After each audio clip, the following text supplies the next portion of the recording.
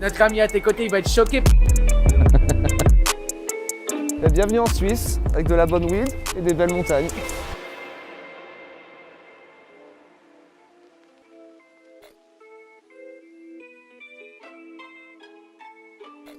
Hello Comédia, Ça va? rencontre à domicile cette fois-ci, magnifique. Ok, c'est bon petit cadeau Comédia pour partir à Paris. Ça c'est un joli pochon ça. C'est parti. Allez, c'est parti.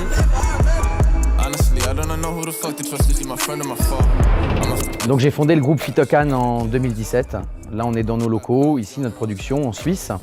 On a à peu près une centaine d'employés et on opère sur 1 hectare, donc plusieurs dizaines de milliers de plants cultivés par année.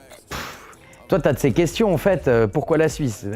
Parce que la Suisse, c'est le savoir-faire, parce que la Suisse, c'est le chocolat suisse, c'est le couteau suisse, et puis c'est chez moi. Donc je ne vais pas déménager pour aller cultiver du cannabis, et c'est encore plus valorisant de cultiver du cannabis chez soi. C'est une certaine revanche sur la vie, on va dire. Donc il faut savoir que la plante de cannabis a à peu près plus de 400 différents cannabinoïdes. Le plus connu, on va dire, le cannabinoïde dit un peu diable, c'est le THC, pour ses effets psychotropes, mais il y a notamment le CBD et d'autres qui arrivent sur le marché comme le CBN, le CBG, le CBG, le CBC, pardon. Alors ici on est dans la serre de nos mamans, donc c'est les pieds-mères où on cultive nos génétiques. Donc on fait la sélection de génétique. Une fois qu'on a sélectionné une génétique qui est stable et qui a un ratio de productivité versus qualité qui nous semble plus abouti, on développe des pieds-mères pour ensuite faire du bouturage, donc du clonage, en vue d'envoyer dans les salles de floraison que nous allons voir tout à l'heure. C'est ouf. Ginette. Ginette. Mais pourquoi Ginette? C'est quoi le... Parce que Ginette. Tu l'as vu, tu dis Ginette. C'est ça. Dis-moi, toi tu demandes souvent à tes parents pourquoi tu t'appelles Souvent, ouais. Kevin ou Franck ou Tom. Ginette. Oh, Salut, je m'appelle Capucine et je suis directrice de production chez Phytocan et bienvenue dans notre jardin secret.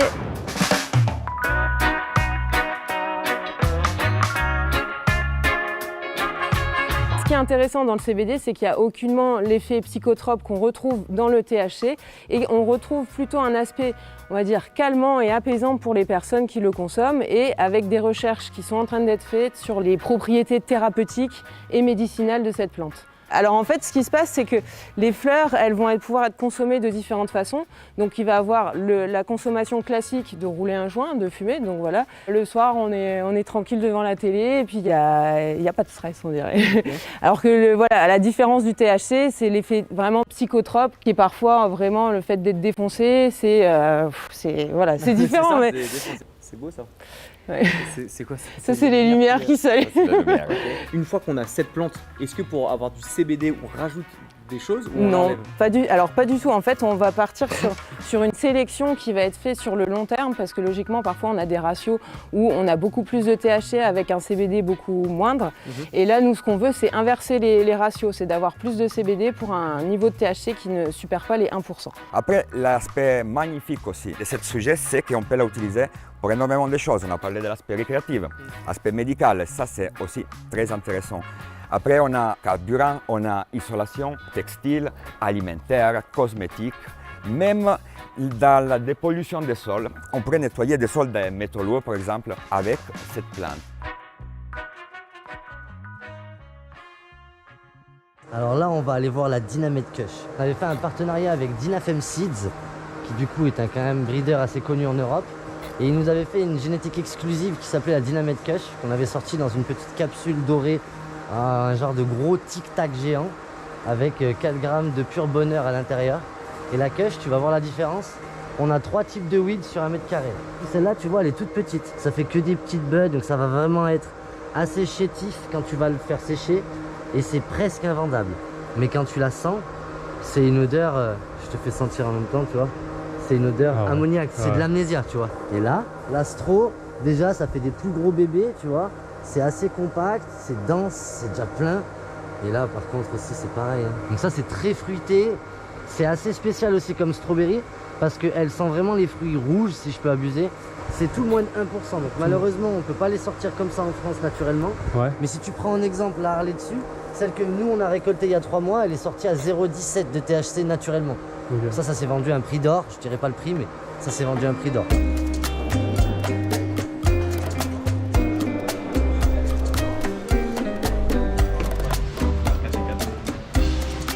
je m'appelle Fabio Pagani, je suis le General Manager de Phytocan pour l'Europe. Ça fait plusieurs années que je suis dans le cannabis. Comme plein de gens, on veut être les leaders, mais notre idée, c'est d'être les leaders pour une longue période.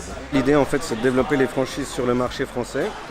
On a eu déjà 95 demandes en organique directement sur notre site internet qui nous ont permis de rencontrer des potentielles personnes intéressées.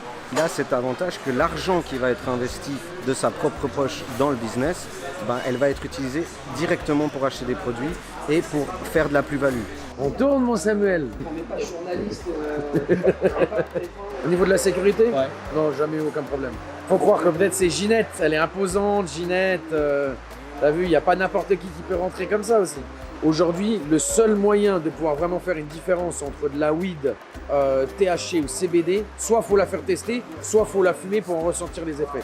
Tu vas avoir des weed qui seront même plus belles en CBD, qui seront en odeur même plus forte que de la THC. On a eu une fois un livreur indépendant qui s'est fait contrôler sur le territoire suisse et c'est vrai qu'il n'avait pas forcément la bonne nationalité, délit de faciès, le produit qui porte à confusion. Donc il a fait 3 heures au poste, le temps qu'il fasse des analyses, qu'il pose toutes les questions et il a été relaxé ainsi que le produit droit derrière.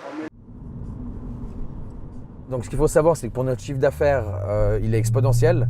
Donc chaque année depuis notre création, on a su apporter de la valeur ajoutée, faire plus de chiffre d'affaires, mais y compris aussi plus de marge. Parce que souvent les gens parlent du chiffre d'affaires, mais ce qui est important, c'est aussi la rentabilité de l'entreprise. Mais pour répondre un peu plus à ta question, on est sur plusieurs millions d'euros de chiffre d'affaires par année sur le groupe. Mais vous ne manquerez pas de voir les détails quand nous faisons notre entrée en bourse d'ici la fin de l'année. Tous les chiffres seront publics et j'aurai plus de possibilités et plus d'aise à répondre à ce genre de questions. Nous, on est vraiment sur cette image de fait à la main parce que ça apporte vraiment un plus au niveau esthétique. Parce que justement, la prochaine étape, et donc qui est la chose primordiale, c'est donc la manucure. Donc c'est ce que font les 2 filles qui sont là et les 2 qui sont là. La manucure, en fait, c'est ce qui consiste d'enlever les petites feuilles autour des fleurs. Donc c'est ces feuilles qui vont donner un espèce de goût chlorophyllé que les gens n'aiment pas trop en général. Et c'est aussi ce qui va donner un meilleur aspect à la fleur parce que l'aspect esthétique, quand on vend du CBD, tout est une question de goût et d'esthétique. Et donc après, donc ça c'est à la base, ça ressemble à ça. Donc ça c'est avant. Et donc une fois qu'ils ont manucuré, après ça ressemble à ça. Et donc c'est beaucoup plus joli. Ça c'est l'avant? Avant et après. Ah oui, d'accord. Et donc eux après, ils font les pré-roulés. Ils ont donc des choses qui ont déjà été broyées avant, qui sont prêtes à être fumées. Donc c'est ça. C'est que de la fleur qui a été broyée. C'est 100% pur, il n'y a pas de tabac. Et après, eux, ils remplissent des joints avec des petites machines qui vibrent et qui vont tasser les joints. Et ils les ferment et ils les mettent dans des boîtes. Et une fois qu'il a fini de remplir sa boîte, ça passe donc à notre machine pour cellophaner. Bon, on va se faire un petit joint de gelato du coup pour goûter. C'est ça le menu du jour? Voilà, le menu du jour, la bonne gelato. Donc celle-là, c'est la 0,2. Moi qui ne fume pas, ça va rien me faire. Ça va Non, pas me... alors en dessous de 0,2, surtout en dessous de 0,2, il n'y a aucun effet psychotrope. C'est vraiment. Faut vous dire, par exemple, dans de la weed qu'on peut acheter en Hollande, on va être vers les. On peut aller jusqu'à monter au-dessus de 24%, 25% de THC. Là, on est en dessous de 1% en Suisse. Et en France, et ça c'est commercialisé en France, c'est 0,2%. Donc, pour ainsi dire, il n'y a rien. Il faudrait fumer 30-40 pétards pour ressentir l'effet d'un seul, on va dire. La petite gelato, dis-moi ce que tu en penses. Donc là, ça ne me fait rien du tout. Ça a été c'est certifié par rapport tout est passé en laboratoire agréé. Donc on est en dessous de 0,2% de THC. Moi, je fume pas de base. C'est normal que ça me fasse rien à la gorge. Je le sens pas. Que si je tire une barre sur une clope, ça me fait tousser. Là, ça me fait même pas tousser. C'est que t'aimes bien la weed. Non, j'ai le droit. C'est vraiment ce qu'on essaie de faire, quoi. Okay. Avoir de la weed en 0,2 qui est bonne. Vous voulez goûter? Tom. T'en penses quoi, le gelato? Je pense qu'on est bien en Suisse.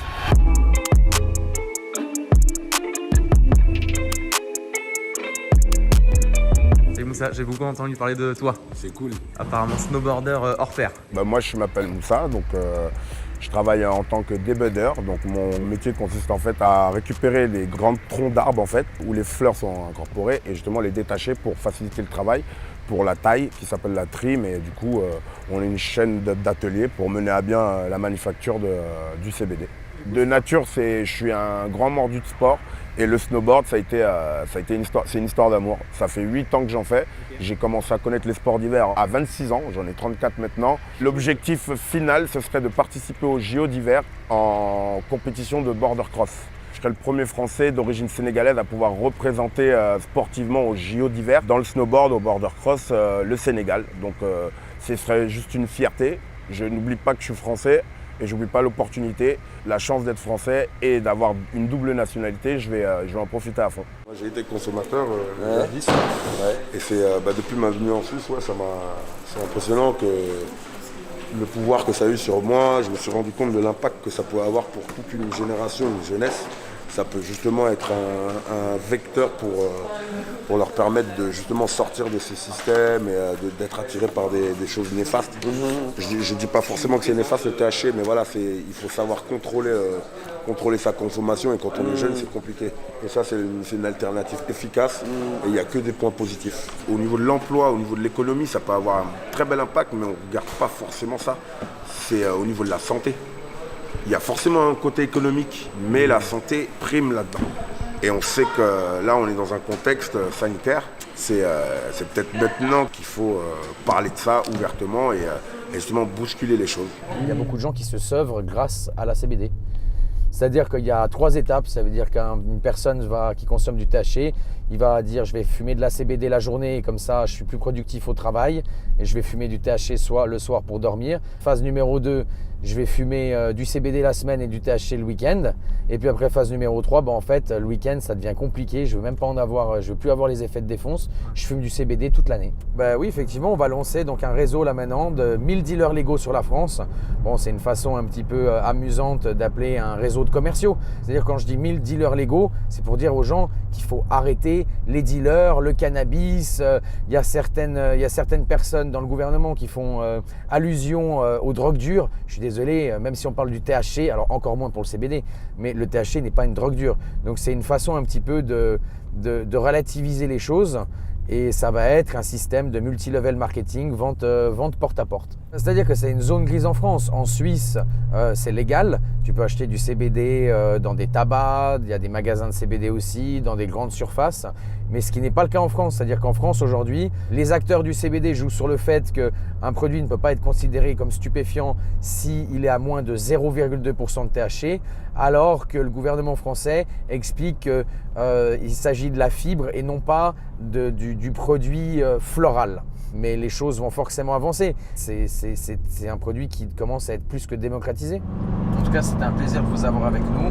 C'est bien, comme média, c'est un média qui est jeune. Nous aussi, on va avancer. Il y a beaucoup de choses qui vont changer pour nos groupes respectifs ces prochaines années. On va se voir évoluer. C'est le petit débrief post-projet. Ils ont bien bossé, les petits oupios. Alors, Harold ? Énorme dinguerie, hein. Franchement, ça a été 2 jours de folie. On a l'impression vraiment de sortir de la série Breaking Bad. C'est assez impressionnant. Et puis on espère vraiment que ce format va vous plaire. C'est un format qu'on va faire au moins une fois par mois avec Omedia, qui est sur faire découvrir un secteur par le biais d'une entreprise. Donc du coup, stay tuned et puis... Allez, la bise.